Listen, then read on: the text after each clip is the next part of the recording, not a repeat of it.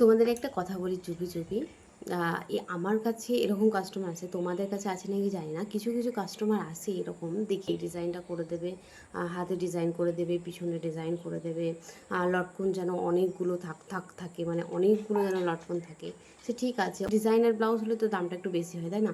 তো যখনই ডিজাইনের দামটা যখন বলা হয় কি এই রেট লাগবে, তখন সাথে সাথে কাস্টমার চেঞ্জ হয়ে যায়, বলে সিম্পল ব্লাউজে কত নাও। আমি বলি কি সিম্পল ব্লাউজে এই নিই, তখন বলবে ঠিক আছে তাহলে না ডিজাইন করে দিতে হবে না, সিম্পলি ব্লাউজ করে দেবে।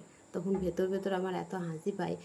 ওরা ভাবে কি বলো তো, সিম্পল ব্লাউজে যা নাও ডিজাইন ব্লাউজে তাই নাও, মানে টাকাটা সেম যেন থাকে। হ্যাঁ, ডিজাইন ব্লাউজেও তোমরা ওই একই রেট নাও, এরকম কি হয় বলো?